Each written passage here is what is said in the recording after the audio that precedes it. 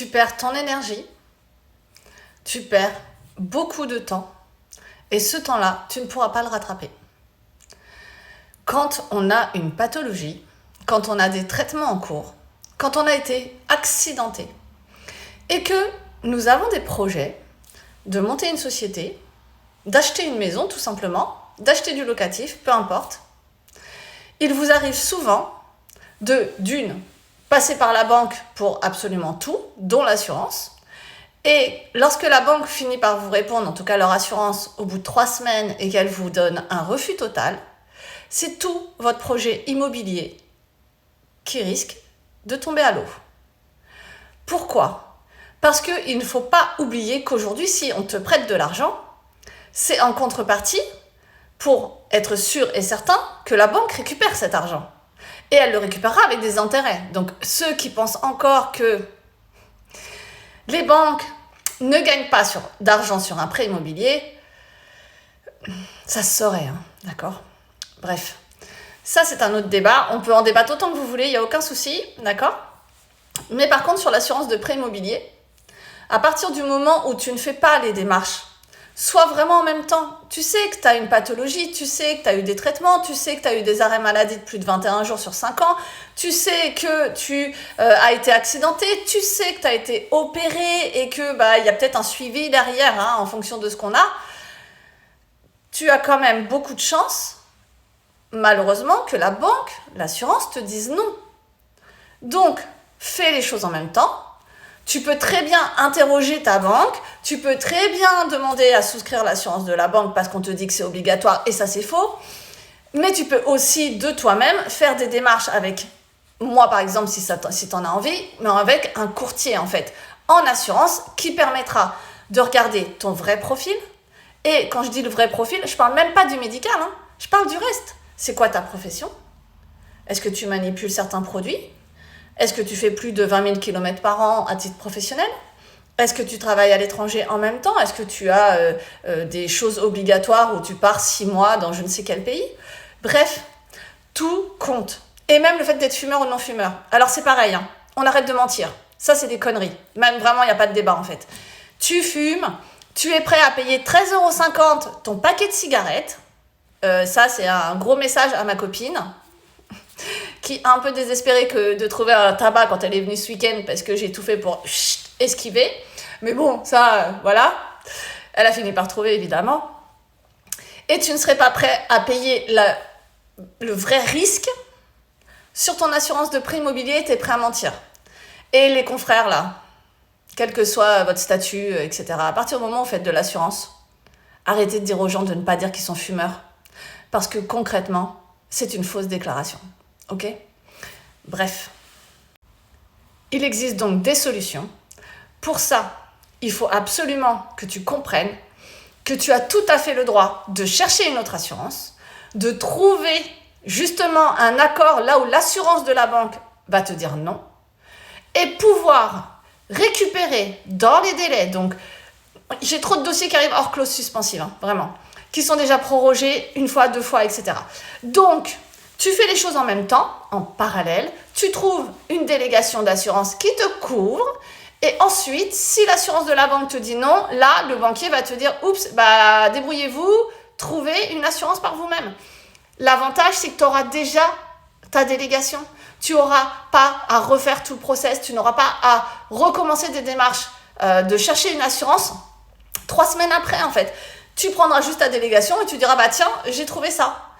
Et c'est tout. Et ça permet de passer le prêt sans stress. Et surtout, tu gagnes du temps. Prends ce temps-là pour faire autre chose. T'as qu'à, je sais pas moi, aller dans les boutiques de décoration, dans les choix de la peinture de ta nouvelle maison. Tu reprends possession de ton temps et le stress, tu n'as plus à le gérer de la même façon. Le stress, je sais ce que c'est. De ne pas être sûr qu'on aura effectivement ce prêt immobilier finalement, alors c'est vraiment le truc de nos rêves et qu'on voulait absolument cette maison ou cet appartement. Que tu te dis c'est injuste, pour pas dire autre chose, de se dire voilà, je suis en pathologie et aujourd'hui l'assureur me refuse. C'est inadmissible. Bien sûr que c'est inadmissible, c'est discriminatoire, on le sait. Donc, plutôt que d'être en colère, de perdre du temps, de stresser, de ne pas dormir la nuit. Moi, j'ai beaucoup de monde au téléphone qui me disent souvent « Delphine, j'arrive plus à dormir, il faut absolument qu'on se trouve une solution. » Oui, on va la trouver la solution. En tout cas, on va tout faire pour. Donc, il faut vraiment reprendre la main sur ça, déléguer votre recherche d'assurance. Oui, il y a des frais de dossier. Oui, ce n'est pas le même travail que de simplement demander un devis sur une plateforme. Une plateforme, aujourd'hui, elle va juste te demander t'empruntes combien, sur quelle durée, t'as quel âge. Ok, très bien. Vraiment, il est où le conseil, en fait? Donc, on accompagne, on est là, tu as des questions, on y répond, tu as un process à suivre qui est vraiment important quand même, de dire, si je te dis de faire comme ça, tu fais comme ça. Et quand on fait comme ça, ça fonctionne. On a 96% de nos dossiers avec du médical qui trouvent une solution avec les clés à la fin. On passe chez le notaire. Donc, arrêtez de perdre du temps. Je suis vraiment désolée pour tous ceux d'entre vous qui essayent tout seuls ou qui essayent par un courtier qui n'a pas vraiment l'habitude et sur lequel vous allez vous retrouver avec des compagnies qui sont interrogées qui ne veulent pas de gens comme nous. Ils ne veulent pas de gens qui ont du médical, ils ne veulent pas de gens qui ont été accidentés, qui ont fait un burn-out, peu importe. Ça ne les intéresse pas. Si vous interrogez les mauvaises compagnies, vous aurez un refus. De la même façon que chaque banque aujourd'hui a un profil client. Vous n'avez pas le même profil client si vous êtes chez Méliès Banque, et encore je ne suis pas sûre de le prononcer très très bien, que si on est à la Banque Postale. Et oui, mais c'est comme ça en fait. Et elles ont des profils et on a des intérêts à interroger celles qui concernent nos profils. De la même façon que vos contrats automobiles, si tu es malucé, sinistré, tu as eu 3 retraits de permis pour excès de vitesse, etc., tu n'auras pas intérêt à aller sur une compagnie d'assurance qui n'aime que les bons conducteurs, entre guillemets, qui n'aime que le 0,50 de la personne qui prend pratiquement jamais sa voiture, si ce n'est le week-end pour aller faire ses courses, qui n'a aucun risque particulier, qui a un garage fermé et qui habite dans une ville, dans le Larzac. Ce ne sera pas le même risque que si tu habites dans le 93. C'est comme ça, on le sait en fait.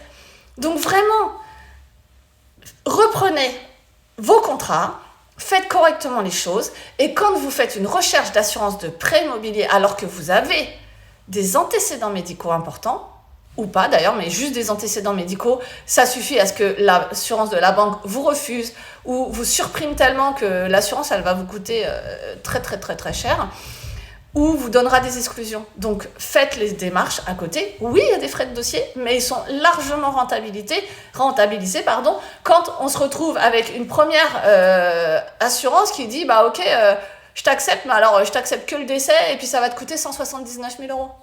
Oui, bah oui, il y a des dossiers comme ça. Et qu'à côté, eh bien, avec mon cabinet, on trouve d'autres garanties et on finit avec un prix à 55 000.